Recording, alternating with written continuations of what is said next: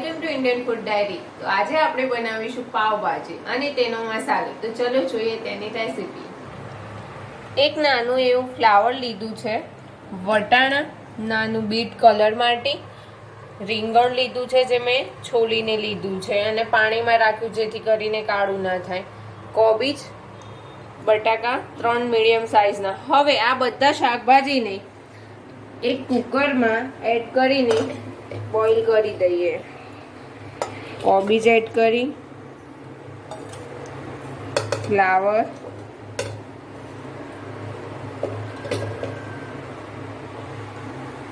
રીંગણ એડ કરી, બટાકા પણ પાણીમાં જ રાખવાના, લાંબા ટાઈમ સુધી કાળા ના થાય।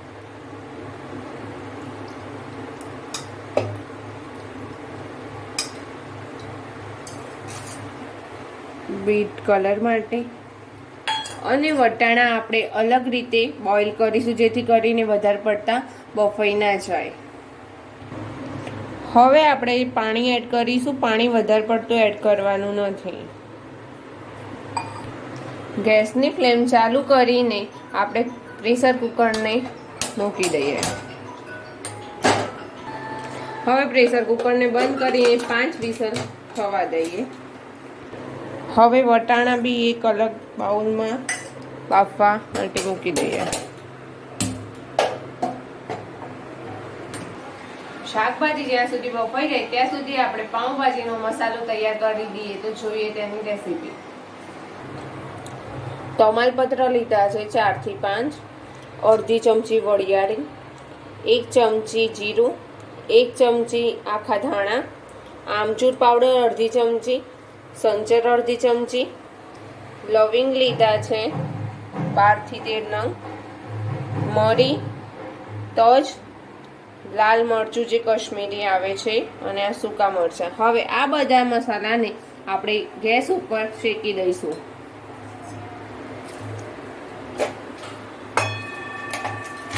ગેસની ફ્લેમ ચાલુ કરે,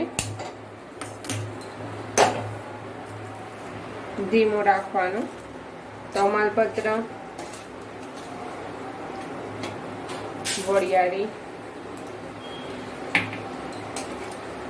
જીરું, આખા ધાણા,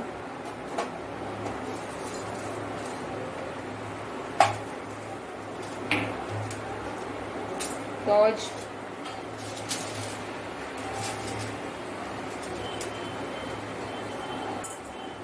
મરી, લવિંગ, આ બધાને સરસ રીતે શેકાવા દઈએ। મરચાં, બધા મસાલાને સરસ રીતે આપણે શેકાવા દેવાનું છે। મસાલો આપણો સરસ રીતે શેકાઈ ગયો છે। હવે તેને ઠંડુ થવા દઈ અને મિક્સર જારમાં ક્રશ કરી દઈશું।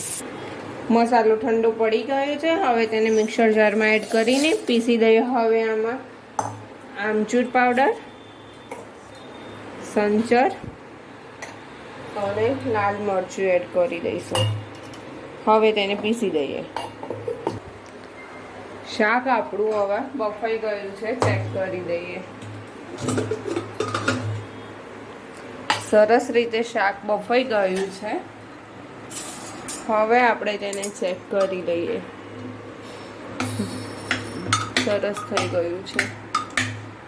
હવે તેને પીસી દઈશું શાકને।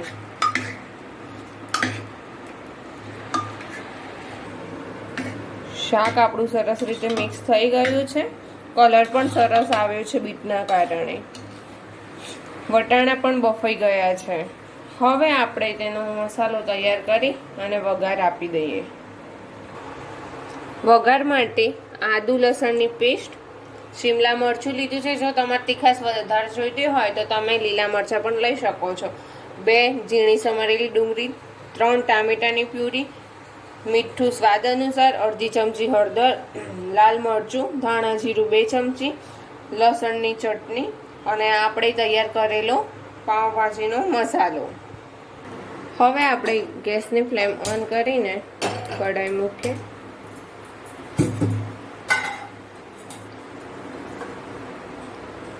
તેલ એડ કરીશું.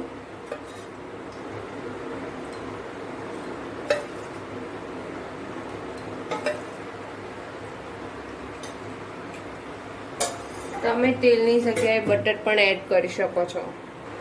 તેલ ગરમ થઈ ગયું છે. હવે તેની અંદર આદુ લસણની પેસ્ટ એડ કરીશું.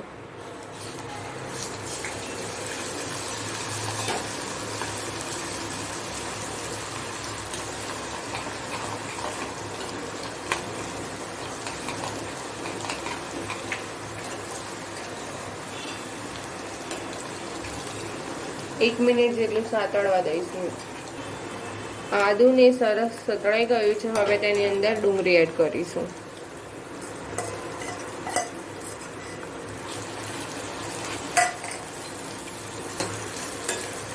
બ્રાઉન કલર આવે ત્યાં સુધી તેને સતળાવા દઈએ.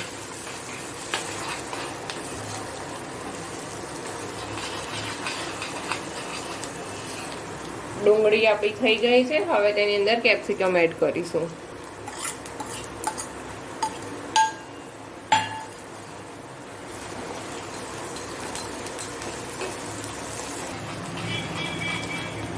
હવે આપણે ટામેટાની પ્યુરી એડ કરી દઈએ.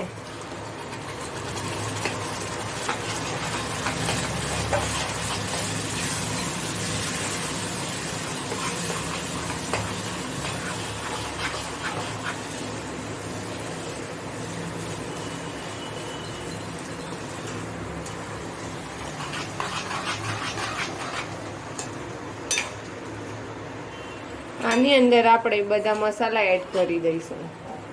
ગેસની ફ્લેમ ધીમી રાખીને. મીઠું,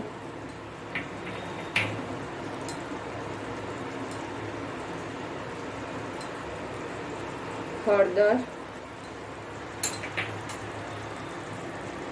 મરચું, ધાણા જીરું અને લીધેલી લસણની ચટણી. આ બધાને સરસ રીતે મિક્સ કરી દઈએ.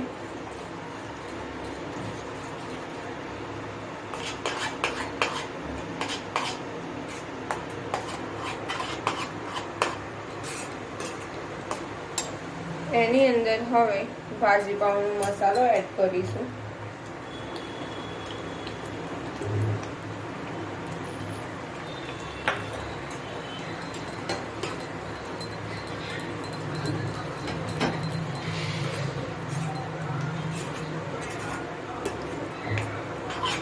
ત્રણ થી 4 મિનિટ માટે સરસ રીતે આપણે મિક્સ થવા દઈએ. તેલ છૂટું પડે ત્યાં સુધી. મસાલો ચેક કરી દઈએ. મસાલો સરસ રીતે થઈ ગયો છે. તેલ છૂટું થઈ ગયું છે. હવે આપણે ભાજી એડ કરી દઈએ.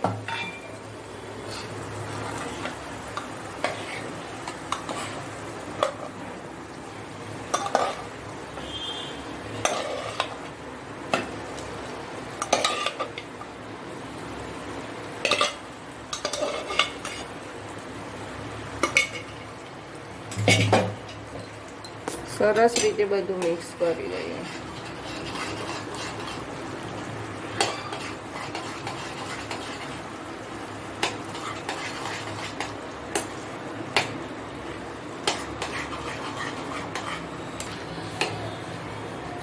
બધું સરસ રીતે મિક્સ થઈ ગયું છે. હવે થોડો ટાઈમ તેને ચડવા દઈએ ઢાંકીને. તે પહેલા આપણે વટાણા એડ કરી દઈએ. લીંબુનો રસ એડ કરી અને ભાજી પાઉંનો અડધી ચમચી મસાલો એડ કરીશું અને મિક્સ કરી દઈએ. 2 મિનિટ રહેવા દઈ અને આપણે ગેસ બંધ કરી દઈશું. ચેક કરી લઈએ. ભાજી આપણી તૈયાર થઈ ગઈ છે. હવે ગેસની ફ્લેમ બંધ કરીને લીલા ધાણા એડ કરી ગાર્નિશ કરીશું.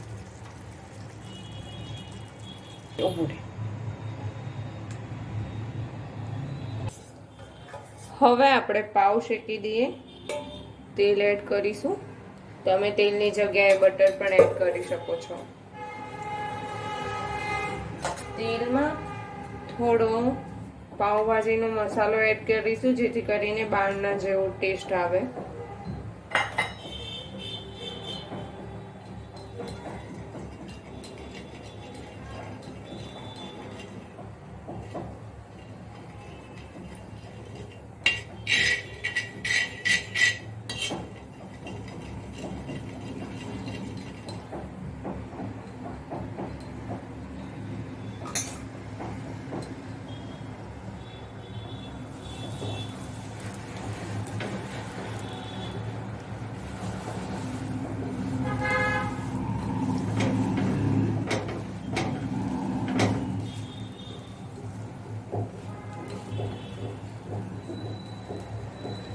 ભાજી પણ થોડી એડ કરીશું.